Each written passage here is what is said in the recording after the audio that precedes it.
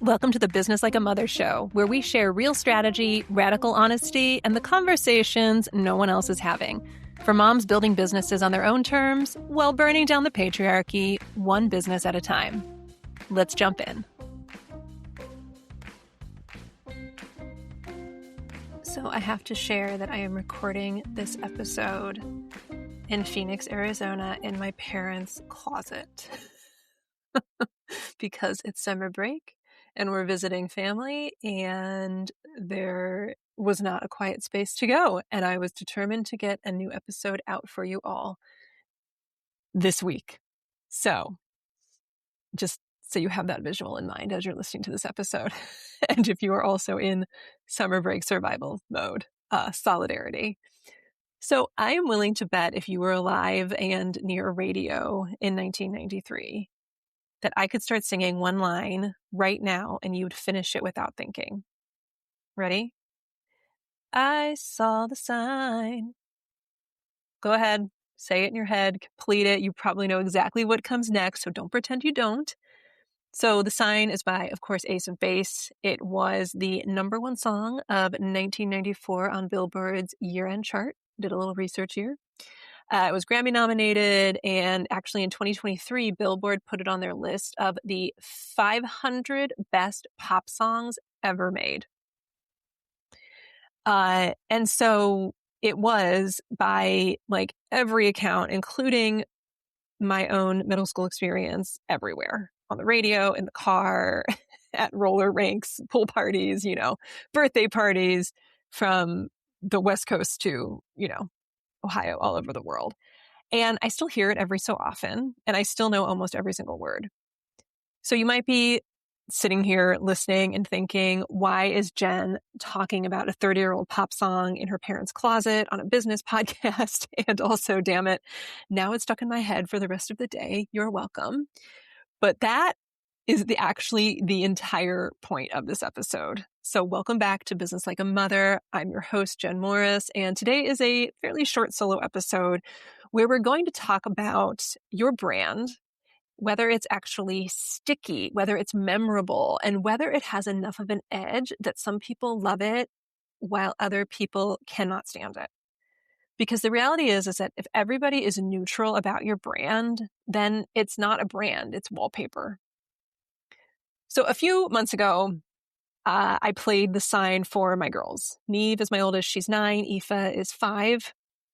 And I don't remember the whole backstory. I don't know if it came on the radio or if it popped up on some random playlist, but it played, and Aoife fell in love with it. And she asks for it every so often. She sings it, at full volume, probably making up half the words, off key, but totally committed. But Neve, on the other hand, hates it. She groans and starts complaining the second the opening notes hit, begs me to skip it, to put on something else. And Aoife, because she is my youngest, she is spicy, she is salty, she is 5, and she already understands leverage, thinks that her sister's suffering is hilarious and gets this sort of demonic look in her eye when I'm like, okay, Aoife, you get to pick a song. And she's like, that song, The Sign. So it's this whole thing now in my house, one kid begging for it, the other kid begging to make it stop, pretty much like, a lot of households, right? Just sub in a different thing. And it's just me, the mom in the front seat letting the chaos happen. So I also have a lot of memories of taking a cross-country family road trip, a summer when I was in middle school, and my brother and sister and I would fight over the Ace of Base cassette tape so that we could listen to it on our Walkman, because everybody wanted it. We all wanted it at the same time. And, nobody fights over cassette tape for something that they feel lukewarm about, right? But it's catchy as hell, right? And also annoying. And that's not a contradiction. That is by design. Because a song, a brand, that gets under everyone's skin equally and pleases no one is forgettable. A song that makes one kid demand it on repeat and makes her sister beg for mercy is doing exactly what it's supposed to do. And that is what a good brand does. It gets in your head. It builds raving fans who can't get enough. and also builds detractors who roll their eyes the second you start talking, the second they start reading your site. They immediately are like, this is not for me. Both are proof it's working, and neither one is the whole problem. The problem is when nobody has a reaction at all. And what I find that so many women and moms in business have a lot of trouble with is this exactly, which is why I'm bringing it up today, because we want to please everybody. And it's impossible to do. And it creates a lot of copy, a lot of brands, a lot of content that is really pretty forgettable and blasé. So I'm at the tail end of a bit of a brand overhaul right now. And for anyone who's been around me for a while, I already know what you're thinking. You're like, again, Jen, didn't you literally just redo this? And yes, I have had many iterations of my business, my branding, my websites. But now that I can really like step back and look back, I realize this one's been coming for a long time. Because for the last year or so, I mean, really since I made the decision to go all in with Renegade Motherhood a little over 2 years ago, it feels like longer, but it's really only been about 2 years. I have been stuck bouncing between two versions of my brand. One that was like completely unfiltered, unapologetically me, and one that was a lot safer, a lot more polished, more SEO friendly, playing to the masses. The version that, plays it a little bit cooler so I don't scare anybody off. Because the thing is that I shine on stages. I love public speaking. I love having a live audience. And when I have this live audience, I really don't hold back. I generate energy from the people in the room. So I can riff on things, I can bullshit, I can improv, whatever is on my mind. I don't edit myself really. But when I'm sitting and looking at website copy, it becomes so much easier to start overthinking stuff and a lot harder to just like throw caution to the wind because the words are staring right back at you. And that's when you can start to over edit and, turn to AI for every single answer because it's like, this isn't right. This isn't right. So here's the part that I've really been sitting with. I believe in my deepest convictions that the world needs more brands built by moms who really give a damn. The world needs more economies built by moms, empowered by moms, more institutions torn down and rebuilt by moms, the renegade moms, the ones who truly want shit to shift for the better. And I think one of the most effective ways to push back against a system that wasn't built for us is to infuse your actual personality, your actual opinions, and your actual essence into your business instead of hiding them. But somewhere along the way, I did the opposite of my own advice. I edited myself out of my own brand.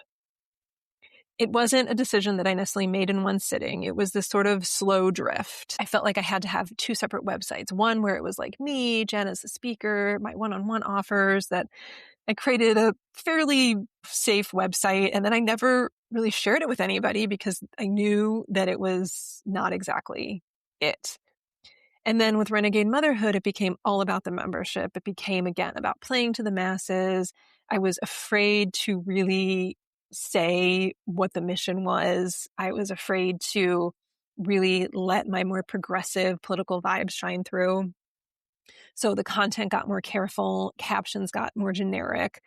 And I didn't really feel inspired to put up podcast episodes, as I've talked about on earlier episodes of this new season. I didn't really, I wasn't writing emails to my list very often because I didn't feel like I had anything to say.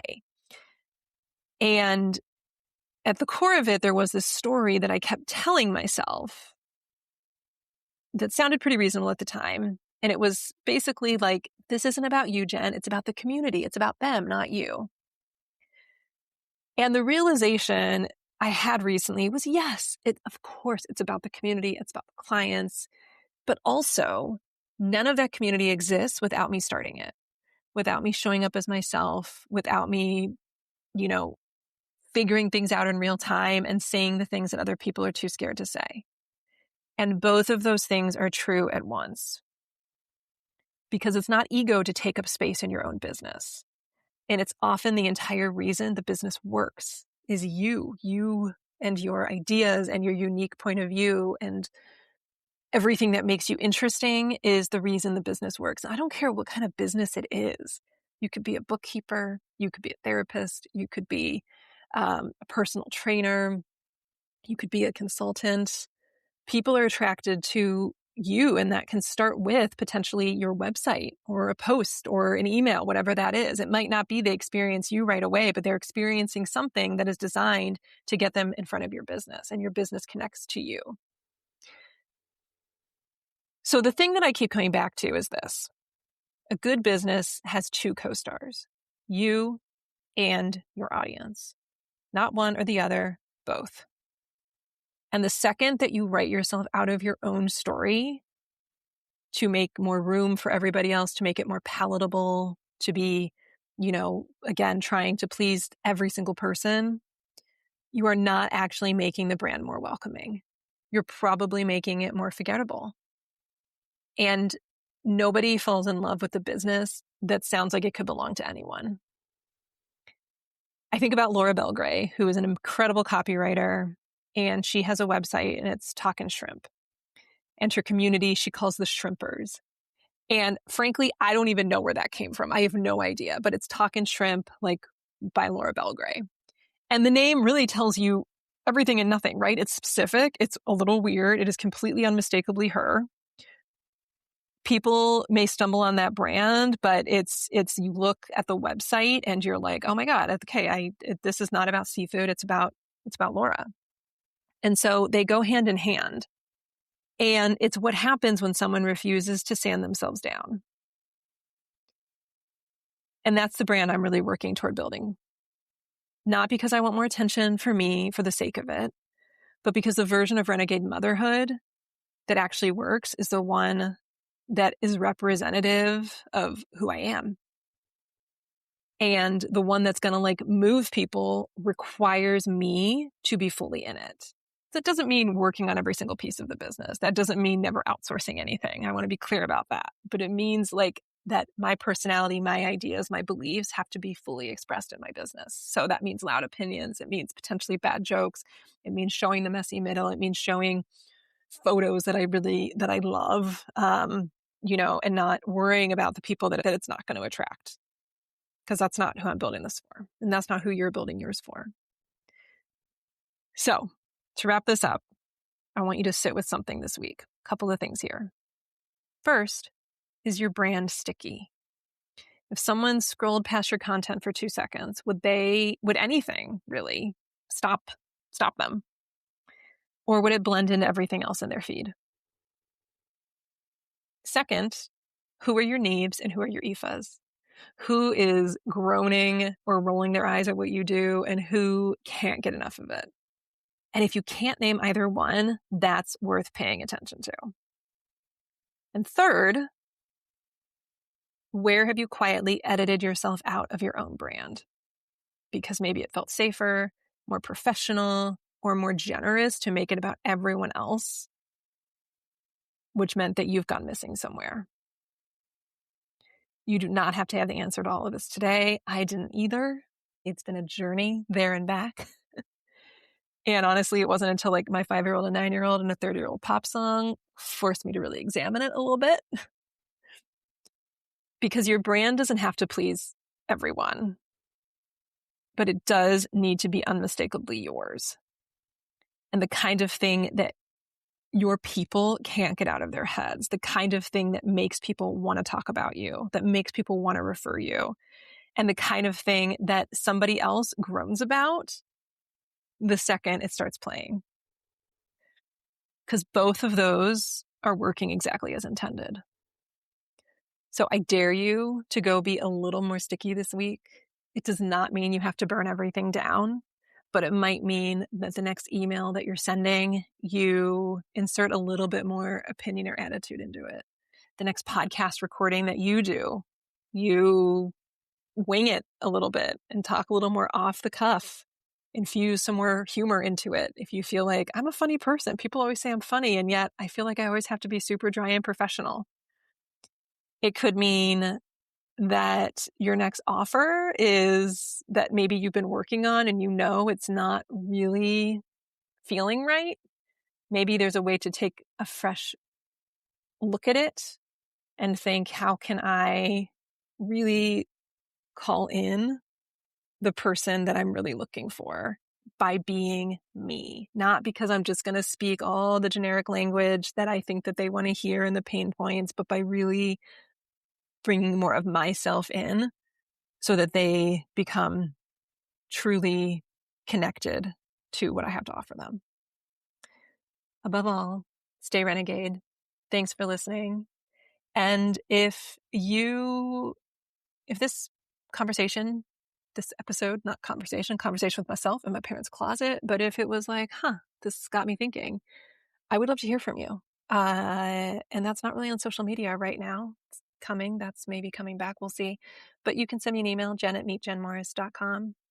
And that's the best way to find me right now, I'm going to say. But I would love to hear from you if this made you think about something. Or if you want to dive in a little bit more, I am taking applications to come on the show and talk things out in real time together.